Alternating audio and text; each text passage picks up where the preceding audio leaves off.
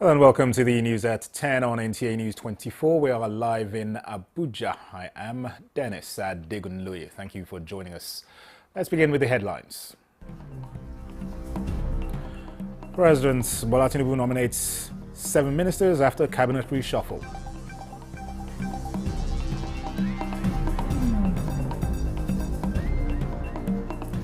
House of Representatives to investigate intermittent collapse of national grid.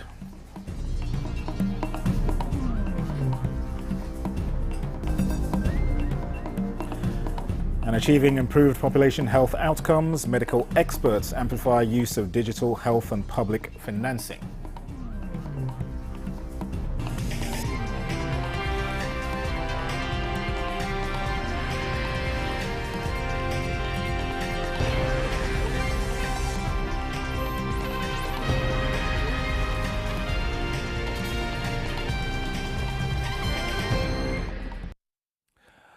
Let's begin at the State House. President Bola Tinubu has relieved 5 ministers of their appointments, with 7 new ones nominated.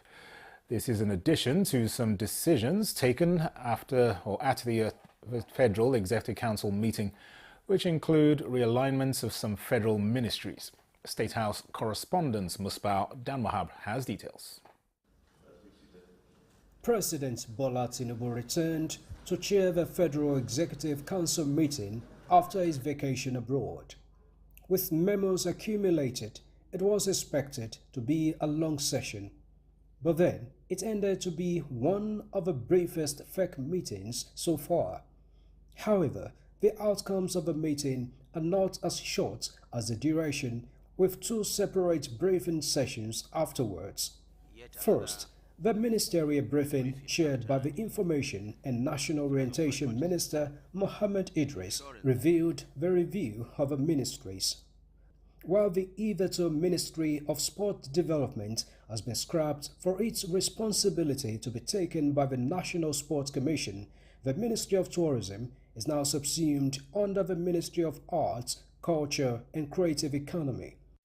The Ministry of Niger Delta Affairs now has a wider scope to cover other regional commissions and renamed Ministry of Regional Development. Today, Mr. President and the FEC decided that all these commissions that have been created and signed by the National Assembly will be brought under the supervision of the SY Ministry of Niger Delta, which is now redesignated as the Ministry of Regional Development. For our people over there in the Niger Delta region, I would like them to know that that has not removed anything from them. The NDDC is still very much in place, which is still under the Ministry of Regional Development, and all other such agencies are there. It's just a question of change of nomenclature. So it's an expansion. What the Federal Executive Council has seen is the need to bring this development closer to this, to the people, closer to their regions. And so there's now an integration of the function of all these commissions under the supervision of the new Ministry of Regional Development. Other decisions directly from the presidency were announced by the presidential media team. These include the discharge of 5 ministers, reassignments of 10, and nomination of 7 new ones for onward transmission to the National Assembly. The discharged ministers are Women Affairs Uju Kennedy Ohaneye, Lola Adejon, former Minister of Tourism, Professor Tahir Mama, former Minister of Education, Abdullahi Mohammed Gwazo, former Minister of State, Housing and Urban Development, and Jamila Bio Ibrahim, former Minister of Youth Development. The President met them this afternoon to thank them for their services for the nation. The new nominees are Nta News24, nominated for Humanitarian Affairs and Poverty Reduction, Mohammed Megeri Dingyadi, Labor and Employment, Bianca Odumegu Ojukwu, Minister of State Foreign Affairs, Jumoke Oduwole, Industry, Trade and Investment. Idi Mukhtar Meha is nominated to pioneer the newly established Ministry of Livestock Development, Yusuf Abdullahi Atta, Minister of State, Housing and Urban Development, and Suwaiba Saeed Ahmed, Minister of State, Education. Honorable Dr. Yusuf Tanko Sununu, Minister of State Education as of now, is now the Minister of State Humanitarian Affairs and Poverty Reduction. Dr. Morufu Olatunji Alausa, who is currently Minister of State for Health, is now the Minister of Education. Barrister Bello Mohammed Goronyo, who is Minister of State Water, Resources and Sanitation, is now going to be Minister of State Works. With these latest decisions, President Bola Tinubu has apparently justified his recent 2-week work and leave away, and now Nigerians will be expecting to see the positive impact of these decisions on his administration's performances in days to come. From the State House, Musbal, then Wahab, Nta News. Well, earlier, Special Advisor to the President on Information and Strategy, Bayo Onanuga, spoke on the realignment of the Ministry of Sports Development and the Niger Delta Ministry. Here are excerpts. All right, we've seen a major decision coming out of this meeting, which a lot of Nigerians have been expecting, actually. What would you say has informed this decision at this point in time, relieving some ministers and then in some for nomination? Well, I think I said some weeks ago that the President had a desire to rejig his cabinet. And I think he has just fulfilled that desire today by announcing the discharge, he calls it discharge, of 5 ministers and the redesignation of 10 others. You see, the President always wants to energize his government, to breathe some new life into it, to make the ministers to do the work for which they be appointed to do. And that's why that's responsible for what we saw today, the rejigging of the ministry and the reassigning of some of them, and also bringing in some new blood into the administration. I think last year, October, precisely, the government had a retreat, and I remember at that retreat, the President said the ministers are going to be appraised, not just by him, but by the Nigerian people. So, relieving 5 of them of their appointment is the result, is the outcome of the assessment done by the people.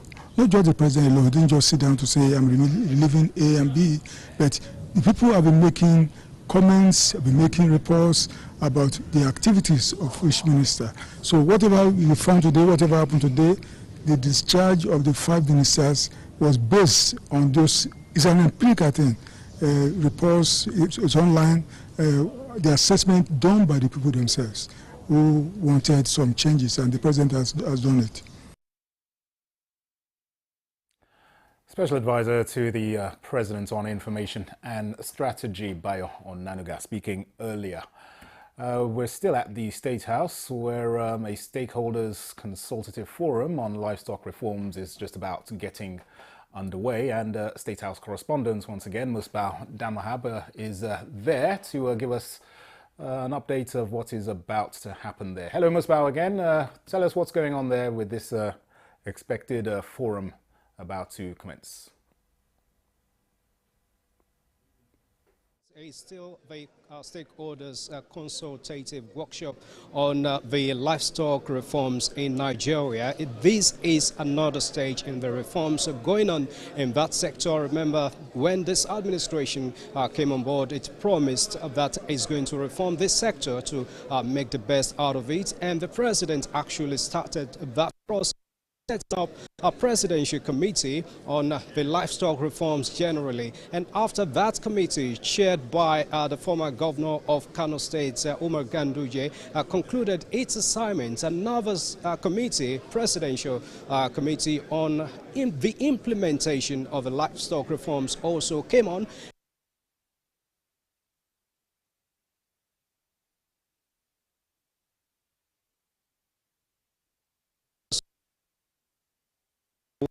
Now submitted a report on how to go about the implementation in that sector, and part of the reforms was the setting up, the establishment of a livestock development ministry, which the president has given approval to immediately. Of course, you know, now we have a minister designate for that ministry. Now, let's hear from the co-chairman of the Presidential Committee on the implementation of livestock reforms in Nigeria, Professor Nta Jega. Thank you so much for your time, sir. Thank you so very much for having me. This is another stage in this process of reforming the sector, making the best out of it. So what does this mean in these reforms? Thank you so very much.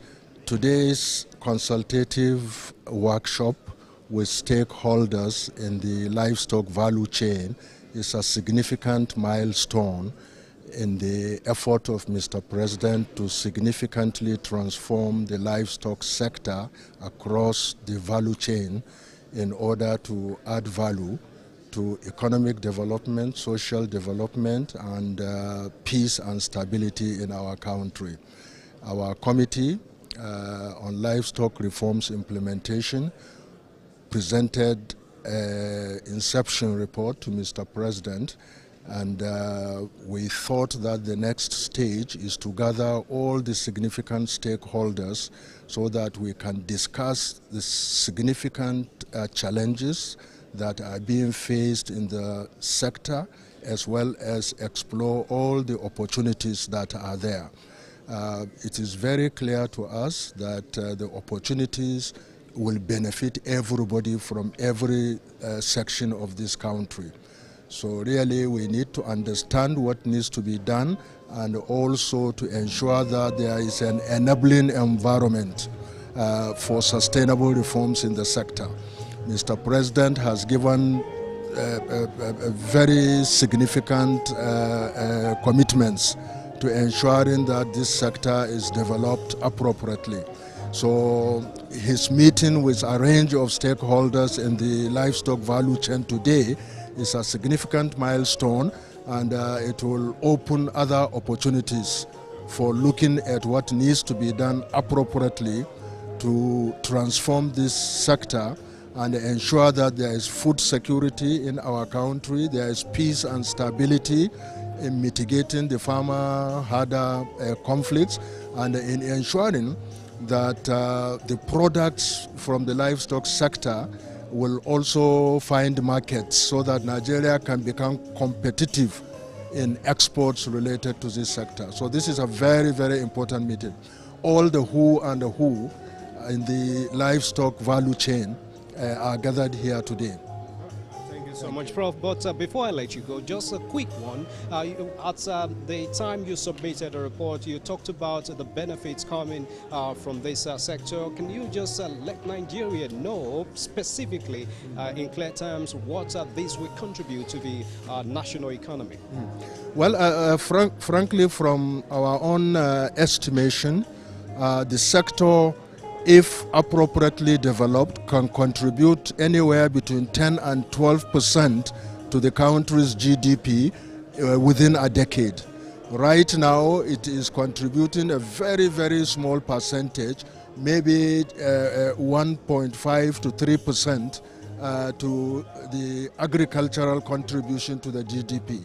So you can see the vast potential in this area.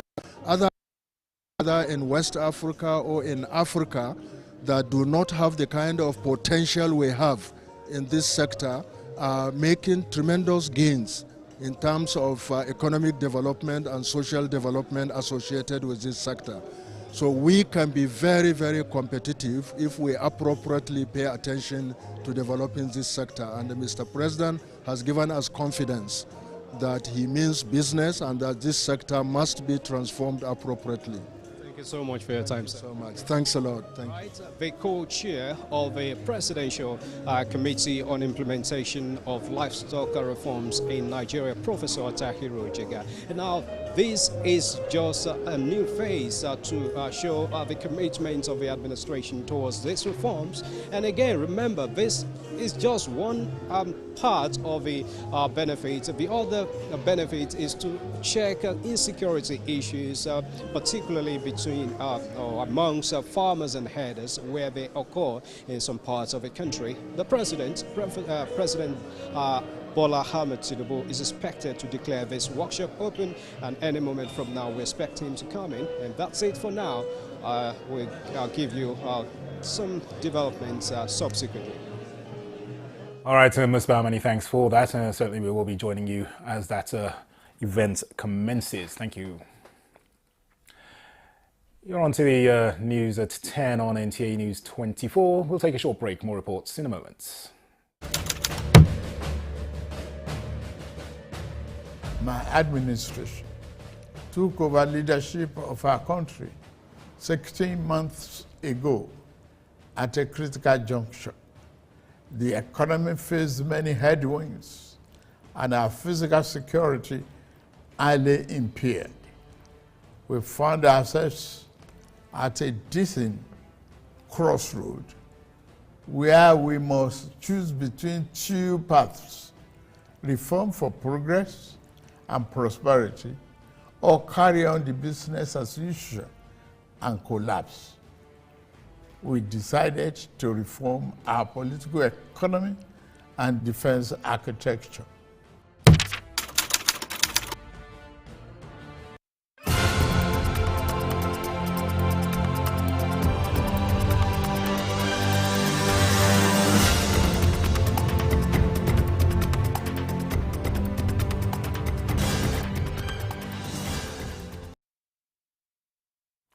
Welcome back. Now, the House of Representatives has directed its Committee on Power to investigate the frequent collapse of the national grid and provide a report within 3 weeks for legislative action. National Assembly correspondent Nta News24 reports on this and other resolutions at Wednesday's plenary. Adopting a motion of urgent public importance, the House expressed worry over persistent failure of the national power grid, resulting to blackout in parts of the country. This sad development is coming at a time when the Honorable Minister of Power has given assurances to the nation of a stable power sector during the increase in power tariff. This motion is referred to the Committee on Power for further legislative action. Bill seeking an increase of revenue allocation percentage for states from federation account based on derivative principle, as well as bill to establish the Nigerian National Honors and Merit Award Commission, scaled second reading. It will discourage states from overdependence on the federal allocation that comes to their states. A lot of natural resources in the north, in the south, same. There are a lot of natural resources. And Mr. Speaker, these resources have not been fully tapped for the benefit of the federal government and the state. When this law is passed, Mr. Speaker, it will encourage states to go into the full development of these natural resources to the benefit of the state. We hope and pray that there will be more competence in choosing people deserving Nigerians to be given national awards. A bill for an act to provide for establishment of Federal University of Health Science in DAS.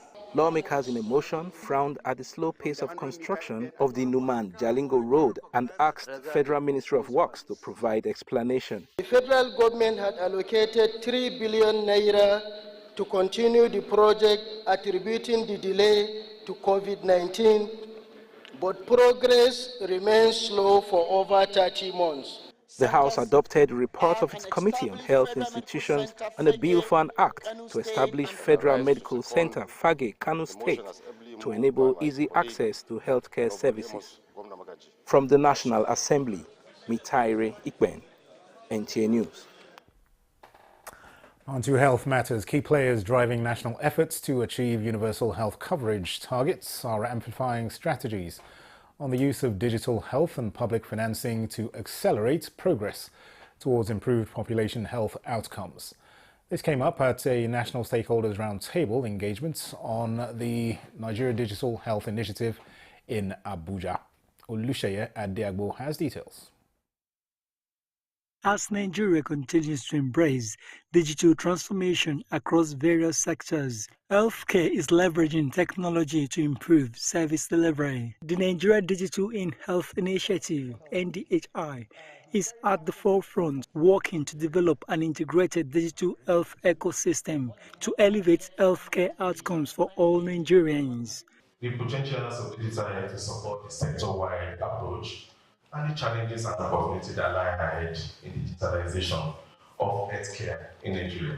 From the telemedicines to AI diagnostics and other solutions, these innovations have the potential to ensure that every Nigerian, regardless of their location, can access quality healthcare services. This meeting avails key actors in healthcare, technology, policy and development, a platform to collaborate on shaping the future of digital health in Nigeria. A lot of people now have smartphones, so folks are going to finally start to take ownership of their own health. You're going to be able to carry your own health care data around wherever you go. Whenever you have an emergency, all right, there will not be a problem looking for your blood type, your emergency contact and things like that. And through this initiative, doctors will have full access to patient health records regardless of when or where they accessed healthcare in the past, and that will help more people receive better healthcare. The engagement explores positivities of achieving equitable and efficient healthcare for all Nigerians through technology and attracting more investment to the sector. In Abuja, Olusheye Adiagbo, Nta News. In other news, Nigeria is increasingly focusing on showcasing its products globally, particularly with the growing presence of Nigerian ginger and other key agro-commodities in the Chinese market. At the 2024 Nigerian Exporters Hub Conference, key players in trade and exports are exploring strategies for global market integration. Alika Okwanachi Arwa has details.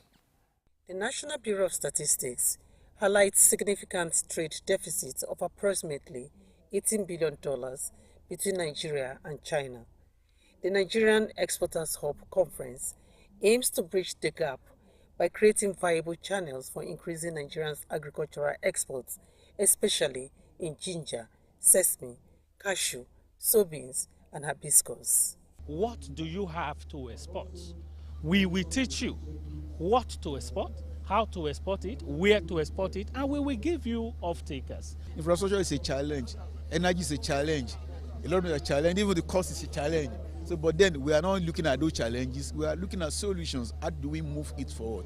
Participants gained insights into opportunities within the creative economy, the role of financial instruments in export growth, and strategies for leveraging the African Continental Free Trade Area (AfCFTA) for market expansion. AfCFTA is very important and very key at this time, considering the fact that you're talking about a billion market space with a billion population across the African continent. We'll be able to export value-added goods from Nigeria. By so doing, we'll create employment for our people. A lot of information from the Neximbank, a lot of information from the Export Hub, and I have seen a lot of opportunities also that I think we can all explore. Stakeholders emphasized the importance of diversifying income through export-driven strategies to gain foreign currency towards contributing to national economic stability. We have aggregators in different local government, different areas. I have 72 locations in Nasima, all over the country. So there are people now who are not doing anything. The only job, they also give information that these goods are available in commercial quantities there, and we just buy off them. The advocacy to promote non-oil exports and enhance Nigerians' foreign exchange earnings is gaining momentum across the country, with government charting a new course for non-oil exports. In Abuja, Alika Okwanachi Arwa, Nta News. In shaping Nigeria's renewed frontier narrative, the Nigerian Institute of Public Relations has held its general meeting, focusing on strategic communication, transparency and national development. Ibrahim Darhamidu reports on exploring public relations' evolving role in good governance and national progress. Public relations is the bridge that connects reputation and reality, and it's cables that hold tight our transparency as the new credibility in our lives today. The Nigerian Institute of Public Relations, NIPR, recently held its general meeting in Abuja, focusing on proactive public relations communication and strategies. The Institute emphasized the critical role of public relations in promoting transparency and accountability. The time is very near when the federal government will call on NIPR to produce members of the Institute. Training in public relations is being taken seriously, especially for critical roles in government. Stakeholders and industry practitioners shared valuable insights on effective communication, crisis management, and reputation building, as public relations professionals must be equipped to handle crisis effectively, protecting their organizations' reputations and promoting national interest. Because we have seen it. So any serious public relations, practitioner must be extremely proactive. What are the things we're supposed to look at? What are the things that will probably affect the PR managers in terms of the technology, in terms of the people, in terms of trend? So what's in it for Nigerians? During the question and answer session, some members and practitioners challenged the status quo, asking what news should really be in Nigeria. The consensus: factual, balanced, and solution-focused reporting that promotes national interest. This aligns with global best practices in crisis management and communication, where transparency and timely information are key. If you want to succeed, core content, but about being proactive and then how you manage the crisis at hand. As Nigeria navigates its complex landscape, the NIPR's efforts to promote excellence in public relations are more crucial than ever. By fostering a culture of transparency, accountability, and effective communication, Nigerians can build a stronger, more resilient nation. In Abuja, I am Ibrahim Hamidu, Nta News. And that report concludes the news at 10 on Nta News 24. Thanks for watching. I am Dennis Adegunloye.